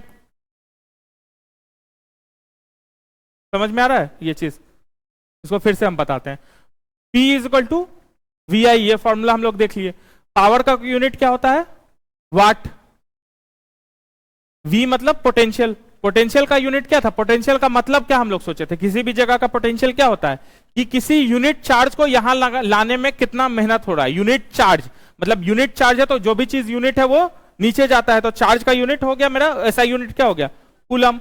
और क्या ला रहे हैं हम लोग, मेहनत से ला रहे हैं, तो मेहनत को हम लोग वर्क बोल रहे हैं, वर्क का यूनिट क्या हो गया, ऐसा यूनिट जूल हो गया। तो ये मिल गया मेरा V का, अगर याद नहीं भी है ऐसे V का याद होना चाहिए, ये हो जूल बाई कूलम। करंट का क्या हम लोग बोले थे, करंट का सबसे पहले क्लास में, कल ही मतलब कल के क्लास में हम लोग क्या डिफाइन किए थे कि किसी भी चार्ज को जो वो है दर है, किसी भी चार्ज का फ्लो करने का दर, rate of flow of charge या चार्ज का दर को हम लोग करंट बोले थे। सिंपल डेफिनेशन करंट का यही बोले थे ना कि पॉजिटिव चार्ज इधर से इधर जा रहा है, इलेक्ट्रॉन उल्टा जा रहा है, सब at the end of the day बात क्या किए थे हम लोग कि चार्ज के रेट ऑफ फ्लो को, तो मतलब क्या हो गया, कूलम डिवाइडेड बाय सेकेंड। तो ये हो गया तुम्हारा इसका यूनिट। यहां पे क्या हो जाएगा, कूलम कूलम कट जाएगा, ये हो जाएगा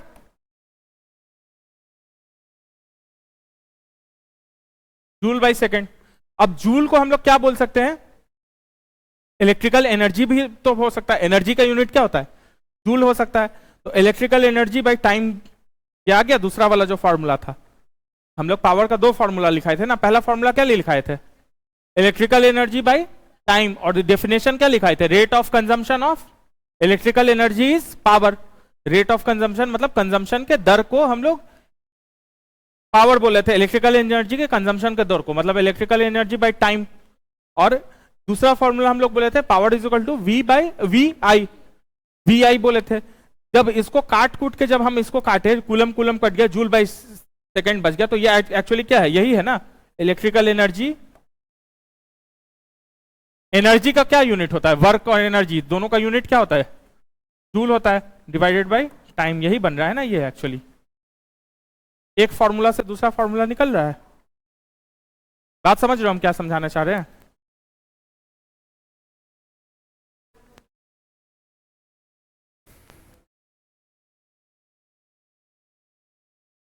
तो अगर तुमसे पूछा जाए कि इलेक्ट्रिकल एनर्जी क्या हो जाएगा, घर में जो हम लोग खपत करते हैं क्या बोलते हैं, एनर्जी कंजम्पशन बोलते हैं उसको, कि घर में कितना एनर्जी हम खपत किए, बिजली का कितना खपत किए, बिजली खपत किए बोलते हैं ना, कि भाई बिजली बिल जो हमारा आता है घर पे, सबके घर पे बिजली बिल आता है। जो बिजली बिल आता है वो कितना एनर्जी खपत की है उस पर डिपेंड करता है, मतलब मेरे इलेक्ट्रिकल एनर्जी पे डिपेंड करता है। तो इलेक्ट्रिकल एनर्जी का फॉर्मूला क्या हो जाएगा, टाइम इंटू पावर इंटू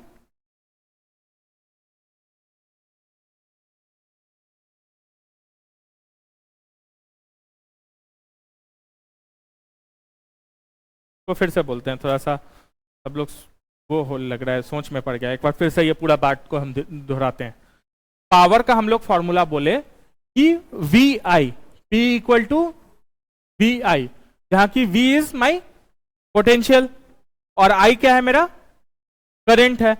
तो पोटेंशियल का फॉर्मूला क्या होता है मेरा, जूल बाय कूलम, और करंट का फॉर्मूला क्या होता है मेरा, कूलम बाय सेकेंड। ऊपर का कूलम नीचे का कूलम कट गया तो जूल बाय सेकेंड। जूल जो है एनर्जी का भी यूनिट है, तो इसीलिए जूल को हम लोग बोल रहे हैं इलेक्ट्रिकल एनर्जी, और सेकेंड किसका यूनिट है, टाइम। तो इलेक्ट्रिकल एनर्जी बाय टाइम, यही हम लोग पावर के डेफिनेशन में भी लिखे थे। पावर का जो डेफिनेशन और पहला फॉर्मूला यही लिखे थे ना, rate of consumption of electrical energy is in a electrical circuit, किसी भी इलेक्ट्रिक सर्किट में rate of consumption of electrical energy is power, यही लिखे ना डेफिनेशन। तो रेट मतलब इलेक्ट्रिकल एनर्जी के खपत के दर को हम लोग पावर बोल रहे हैं, ठीक है। तो वही चीज हो गया, तो ये दूसरा फॉर्मूला आ गया। अब power equal to electrical energy by time हो गया। अब हमसे कोई मान लो इलेक्ट्रिकल एनर्जी पूछ रहा है कि आपका कितना इलेक्ट्रिकल एनर्जी का खपत हुआ। जनरली घर पे क्या होता है कि हम लोग जो खपत करते हैं, जो बिजली खपत करते हैं, वो किसके टर्म में करते हैं, एनर्जी के टर्म में खपत करते हैं। तो जनरली क्या होता है कि हाँ, इलेक्ट्रिकल एनर्जी, पावर तो सब चीज का डिफाइन होता है कि भाई ये 220 वाट, ये 100 वाट का बल्ब है, ये 20 वाट का बल्ब है। घर जब खरीदते हो गए बल्ब वगैरह सब लोग खरीदे हो गए, लगाए हो गए। जो बाथरूम वगैरह में हम लोग लगाते हैं 10 वाट का बल्ब लगाते हैं, 20 वाट का, बाहर लगाते हैं ज्यादा वाट का। अब तो आजकल एलईडी आ गया, तो एलईडी में 9 वाट का लगाते हैं, 12 वाट का लगाते हैं। एलईडी बल्ब देखे हो कभी घर में, अगर देखोगे या खुद से खरीदे होगे तो उसमें देखना 9 वाट 12 वाट, 12 वाट जो बहुत पावर देता है, 9 वाट वो भी अच्छा खासा वो देता है। तो सब क्या होता है, पावर में रहता है। और कितना खपत हो रहा है इलेक्ट्रिकल एनर्जी घर में, कितना खपत हो रहा है, तो कितना देर तक बल्ब जलाएंगे उस पर डिपेंड करेगा। तो electrical energy is equal to power into time. तो जितने जितने वाट वाला बल्ब जितने जितने देर तक जलाओगे वही तो मेरा एनर्जी होगा, और उसी से तो मेरा बिजली बिल बनेगा। बात समझे ये बात। घर में जो हम लोग बल्ब लगाते हैं, हर या पंखा लगाते हैं या जो भी चीज लगाते हैं, उसका पावर डिफाइंड होता है, और जितने देर तक जलाते हैं वो किसके हाथ में होता है, मेरे हाथ में होता है। तो वो उसका पावर, एक पावर का चीज और कितने देर तक जला रहे हैं, ये दोनों को गुना कर लेंगे तो मेरा कितना एनर्जी बन रहा है वही निकलेगा, और उसी एनर्जी के हिसाब से मेरा क्या बनता है, बिजली बिल बनता है। और वो फॉर्मूला से भी निकल गया कि इलेक्ट्रिकल एनर्जी एक्चुअली कितना हो रहा है। यहाँ पे ये फॉर्मूला क्या था, ये क्या बन रहा है, इक्वल टू पावर था। 1 वाट से शुरू किए थे ना, जो मेरा जूल बाई सेकंड निकला, मतलब 1 वाट मतलब पावर, पावर इक्वल टू क्या निकला, इलेक्ट्रिकल एनर्जी बाई टाइम। तो इलेक्ट्रिकल एनर्जी क्या हो जाएगा, टाइम को उधर भेज देंगे तो क्या नीचे से वो ऊपर चला जाएगा, तो पावर इंटू टाइम हो जाएगा is equal to electrical energy. तो ये फॉर्मूला लिख लो,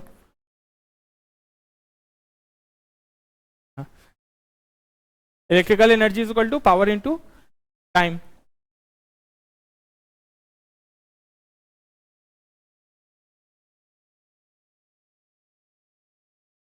और अगर यही इलेक्ट्रिकल एनर्जी जो है, इसका यूनिट क्या हम लोग बोल रहे हैं, जूल बोल रहे हैं, है ना। लेकिन अगर इसको हम लोग पावर इनटू टाइम के टर्म्स में देखें तो इसका यूनिट क्या हो जाएगा, एक और यूनिट, ऐसा ही नहीं लेकिन दूसरा यूनिट इसका क्या हो जाएगा, पावर क्या है, वाट, टाइम जो है मेरा सेकंड या आवर भी कर सकते हो इसको, डिपेंड करता है किस में हम लेना चाह रहे हैं, ठीक है। अब बल्ब तो सेकंड में हम लोग काउंट नहीं करेंगे, कितने देर बल्ब जलाते हो, 10 सेकंड 20 सेकंड तो नहीं, आवर के टर्म्स में ज्यादा देर ही जलाते हैं, तो हम लोग इसको आवर के सेंस में देखते हैं, ठीक है। तो इलेक्ट्रिकल एनर्जी जो कंज्यूम होता है मेरा वो वाट आवर में होता है। अब जो हमारा वो है घर पे बिजली का कितना यूनिट उठा है उसके हिसाब से बिल आता है हम लोग का। इस बार बिजली बिल 50 यूनिट आ गया, इस बार बिजली बिल 10 यूनिट आ गया। जो हम लोग रेट सुनते हैं ना 12 रुपए यूनिट चल रहा है, बाप रे, दिल्ली का हम लोग ऐड देखते हैं कि दिल्ली में भाई आधा बिजली बिल माफ है अगर आपका 200 यूनिट से कम बिजली खपत किए तो। ऐसे कर कर है ना कि 200 तक कुछ नहीं है, शायद 200 यूनिट तक एक भी बिजली बिल नहीं आएगा या कुछ ऐसा करके है ना स्कीम दिल्ली गवर्नमेंट का। कितने यूनिट तक है? 200 है कि 200 यूनिट ही हमको लगता है। जो न्यूज, तुम लोग न्यूज़पेपर और न्यूज़ तो देखते होगे, तो देखते होगे इसलिए हम एज्यूम कर रहे हैं क्योंकि तुम लोग सिविल सर्विस का तैयारी कर रहे हो, तो सिविल सर्विस का तैयारी का मस्ट है कि न्यूज़पेपर पढ़ना है रोज और हमको न्यूज़ देखना है। अगर न्यूज़पेपर पढ़ने में थोड़ा बोरियत लग रहा है, एटलीस्ट 1 घंटा शाम का प्राइम टाइम, मतलब डिबेट नहीं देखना है, वो जो गाली देते रहता है एक दूसरे को वो देख के कोई फायदा नहीं है। जो काम का न्यूज़ है 2-4 हेडलाइन देख लो, एक्चुअली न्यूज़ मत ही देखो, उससे और दिमाग खराब होता है और वो खराब होता है। हम बोलेंगे न्यूज़पेपर पढ़ो, लेकिन कुछ लोग को होता है कि भाई उतना देर अखबार पढ़ेंगे उससे अच्छा हम आधा घंटा न्यूज़ देख लेते हैं। उसके लिए रेडियो चैनल वगैरह कुछ कुछ बोलते हैं सुनने के लिए। तो जो भी तुम कर रहे हो तो सुनते होगे ना, कहीं भी सुनते होगे कि यूनिट, ये सरकार जो है बिजली का इतना यूनिट फ्री कर दिया। घर पे भी हम लोग सुनते होंगे, कभी कभी मम्मी बोलती होगी, पापा बोलते होंगे, या जो भी बड़े हैं घर पे बोलते होंगे कि भाई बंद करके रखो, कितना यूनिट बिजली उठा दोगे। इसलिए इस बार 50 यूनिट बिजली उठ गया, इस बार 200 यूनिट तुम पहुंचा दियो, तुम हर जगह बल्ब ऑन रखते हो। तो यूनिट सुनते होंगे, यूनिट में जो मेरा बिजली बिल आता है यूनिट में आता है। तो एक यूनिट जो बिजली बिल होता है वो किलोवाट आवर के टर्म्स में होता है। तो एक यूनिट होता है बिजली बिल वो 1 किलोवाट आवर होता है। किलोवाट आवर मतलब वाट आवर यहाँ इलेक्ट्रिकल एनर्जी है जो हम कंज्यूम कर रहे हैं, उसको अगर किलो के टर्म्स में देख लें तो मतलब क्या हो गया, वाट आवर। अगर इसको किलो बनाना है तो क्या करना पड़ेगा, किसी भी चीज को किलो में लाना है तो कितना से डिवाइड करना पड़ेगा, 1000 से डिवाइड करना पड़ेगा। इतना क्यों सोच रहे हो, ये 1000 से डिवाइड करना पड़ेगा, है ना। तो 1 किलो वाट आवर क्या हो जाएगा, वाट आवर डिवाइडेड बाई 1000, और यही हो जाएगा तुम्हारा एक यूनिट। बात समझ रहे हो? लिख लो इसको, इसमें लिख लो पहले, ये लिख लो, if we calculate electric power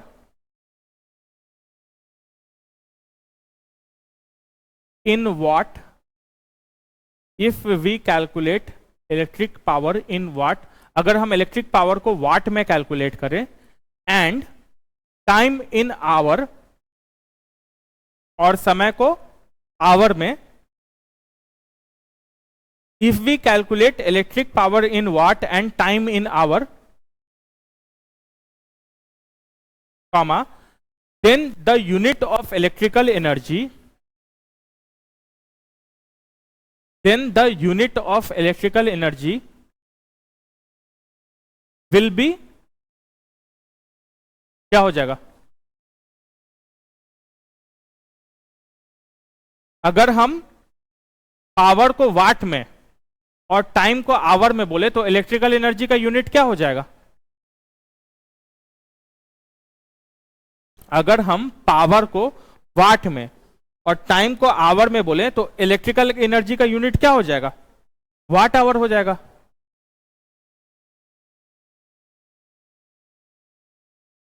इस चीज का रिप्लाई हम एक्सपेक्ट कर रहे थे, एक ही 2 लोग से आया। अगर हम पावर को वाट में बोलेंगे और टाइम को आवर में बोलेंगे तो इलेक्ट्रिकल एनर्जी का यूनिट क्या बन रहा है, वाट आवर बन रहा है। दिख तो रहा है, सामने तो लिखा हुआ है, तो लिखो then it is, then the unit of electrical energy will be watt hour. If we calculate electric power in watt and time in hour, then the unit of electrical energy will be watt hour. ठीक है, next point लिखो, for commercial purposes. Commercial मतलब क्या होता है कि एक होता है रेजिडेंशियल जो घर के सेंस में, और कमर्शियल हुआ बिजनेस सेंस में, बड़े सेंस में, बड़े पैमाने सेंस में यहां पे बात हो रहा है। तो for commercial purpose kilowatt hour, kilowatt hour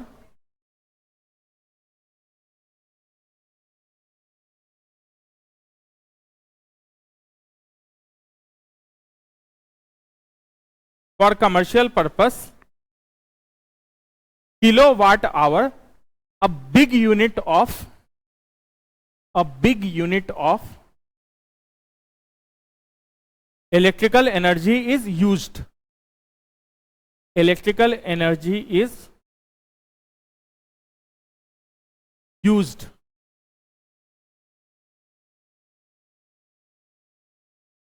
बात समझ में आया कि कमर्शियल पर्पस के लिए इलेक्ट्रिकल एनर्जी का एक बड़ा यूनिट हम लोग यूज करते हैं. छोटा यूनिट तो क्या हो गया मेरा वाट आवर, लेकिन बड़े यूनिट को बड़ा खपत में हम लोग यूज में लाते हैं किलो वाट आवर, जिसमें हम लोग का बिजली बिल आता है. इसीलिए हम लोग का बिजली बिल क्या होता है यूनिट के टर्म्स में होता है, जो कि एक्चुअली एक यूनिट कितना बराबर हो जाएगा 1 किलो वाट आवर बराबर हो जाएगा.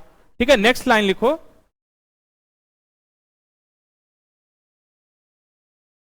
This is known as unit. इसी में मतलब लिखा है ना हम लोग for commercial purposes kilo watt hour a big unit of electrical energy is used. और इसमें लिखो, इसी में आगे लिखना this is known as unit. इसी को हम लोग क्या बोलते हैं यूनिट बोलते हैं.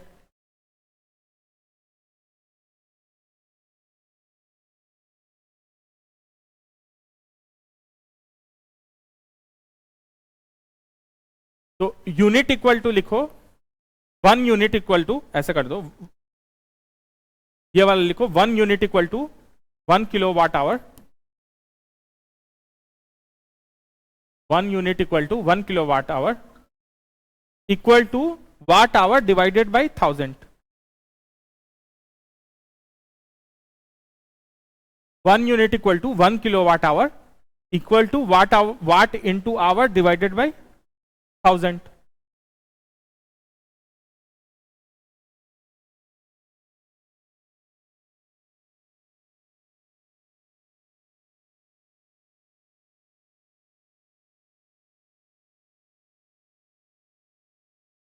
बात समझ में आ रहा है सबको. इलेक्ट्रिकल एनर्जी क्या हुआ हम लोग का पावर इंटू टाइम, ये हम लोग दिखा चुके हैं. इलेक्ट्रिकल पावर का यूनिट क्या होता है वाट होता है, और टाइम का यूनिट क्या है देख रहे हैं हम यहाँ पे किस सेंस में देख रहे हैं आवर के सेंस में ले रहे हैं. तो अगर टाइम का यूनिट आवर के सेंस में ले और पावर का यूनिट वाट में ले तो इलेक्ट्रिकल एनर्जी कितना हो जाएगा वाट आवर हो जाएगा. ठीक है, और अगर इसी को बड़े कमर्शियल पर्पस में देखें बड़े सेंस में देखें तो हम लोग इसी को जो है किलो के सेंस में देखते हैं.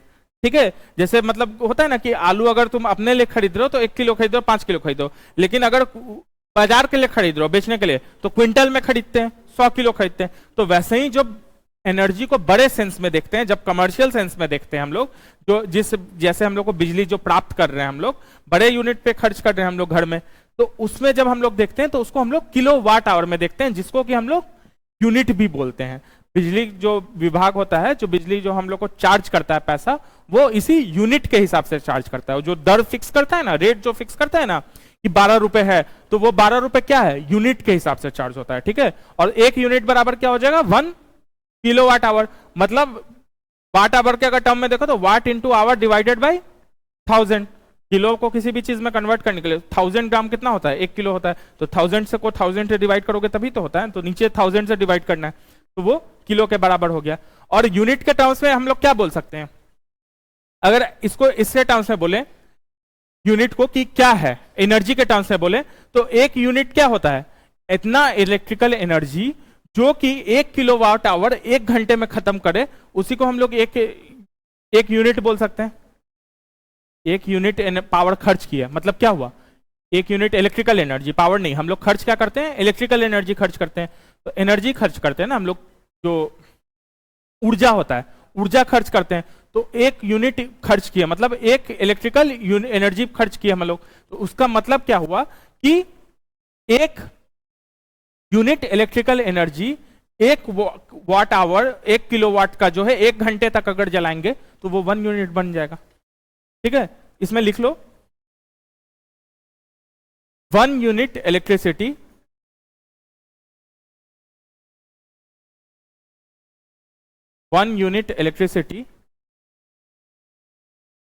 is the amount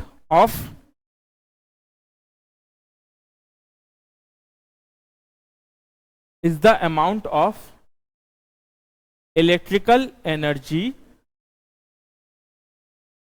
electrical energy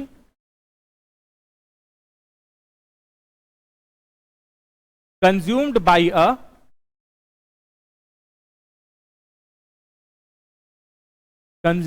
a load of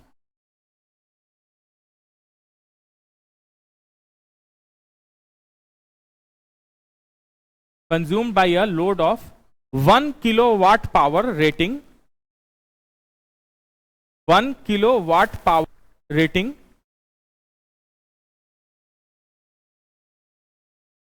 in 1 hour.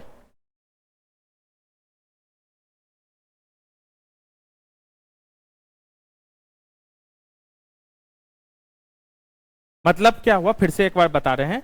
एक यूनिट बिजली खपत की है, मतलब क्या हुआ, हम लोग को कोई तुमको बोल रहा है कि तुम्हारे घर में 1 यूनिट बिजली तुम खपत कर लिए। इसका क्या मतलब हुआ कि तुम कितना एनर्जी खपत किए हो, इतना इलेक्ट्रिकल एनर्जी खत्म किए हैं कि 1 किलोवाट आवर का चीज को हम 1 घंटे तक जलाए तो वो 1 यूनिट बिजली हो गया। फिर से, 1 यूनिट बिजली मतलब हम कितना बिजली खपत किए, कितना ऊर्जा हम खपत किए, ठीक है। इलेक्ट्रिकल विद्युत ऊर्जा हम लोग कितना खपत किए, 1 यूनिट मतलब ऐसे हम लोग पकड़ो कि 1 यूनिट खर्च कर दिया हम लोग, ठीक है। 1 यूनिट खर्च किया मतलब कितना विद्युत ऊर्जा हम लोग एक खर्च किए, तो इतना इलेक्ट्रिकल एनर्जी खर्च किए कि अगर 1 किलोवाट का चीज हमको, कोई भी चीज का पावर होता है ना, इसका जैसे हम बोले 200 पावर है, इसका 409 वाट पावर है एलईडी बल्ब का, पहले का बल्ब जो आता था पीला वाला 100 वाट पावर था। तो 1 किलोवाट पावर के चीज को 1 घंटा तक अगर हम जलाएंगे तो 1 यूनिट बिजली खर्च कर रहे हैं हम। सिंपल है ना। 1 किलोवाट आवर हो सकता है कि 4 चीज को मिला के, अगर पुराना वाला बल्ब हो 100 वाट वाला, तो वैसा कितना बल्ब जला रहे हैं, मतलब 10 बल्ब वैसा जला रहे हैं 1 घंटा तक, तो कितना यूनिट बिजली खर्च हो रहा है मेरा, 1 यूनिट का इलेक्ट्रिकल एनर्जी खर्च हो रहा है, जिसको हम लोग विद्युत ऊर्जा, जिसको या 1 यूनिट बोल रहे हैं हम लोग। यही चीज लिखवाए हैं, एक बार पढ़ो जो हम लिखवाए हैं।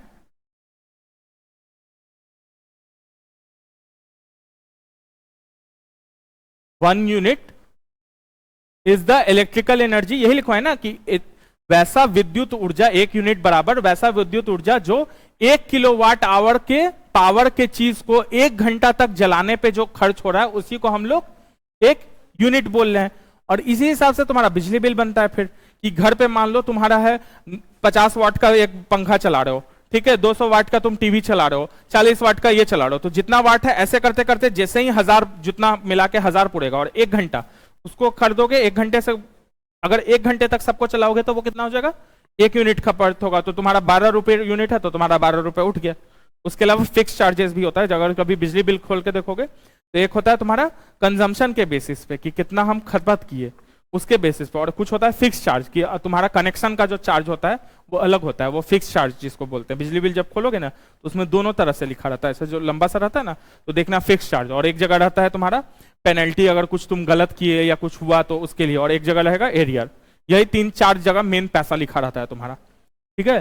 तो जो तुम्हारा एनर्जी खपत की है वो यूनिट के हिसाब से हो गया, यूनिट समझ गए, 1 यूनिट कितना है, तो तुम 50 यूनिट खर्च किए, 12 रुपए रेट है, तो 50 इंटू 12, 12×5 = 60, मतलब 600 रुपए वहां हो गया।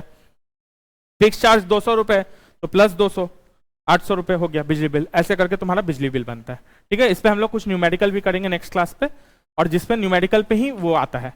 यहां तक यूनिट मतलब समझ गए ना कि कितना विद्युत का ऊर्जा खर्च कर रहे हो तुम लोग। अगर 1 किलोवाट का 1 घंटे तक जला रहे हो तो उसको हम लोग 1 यूनिट बोल रहे हैं सीधे, ठीक है। नेक्स्ट क्लास में हम लोग रेजिस्टेंस वाला जो है 1-2 और प्रैक्टिस करना, अपने से बना के प्रैक्टिस करना। 1-2 होमवर्क दे दे क्या।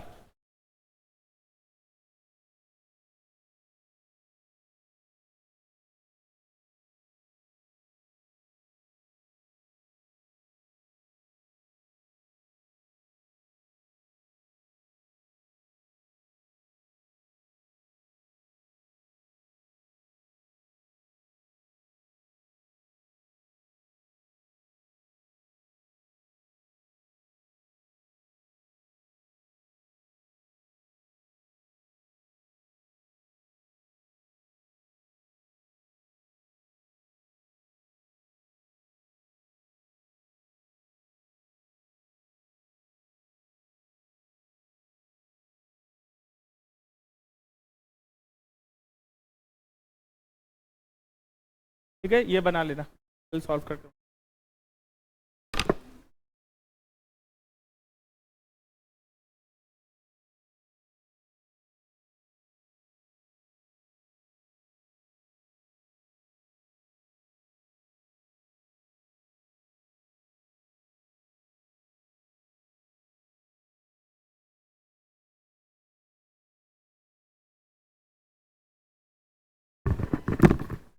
हो गया सबको, ये लिख लिया। ये कल हमको क्लास में आते सब सॉल्यूशन पूछेंगे, नेट के अंदर ऐसे तो बन जाना चाहिए।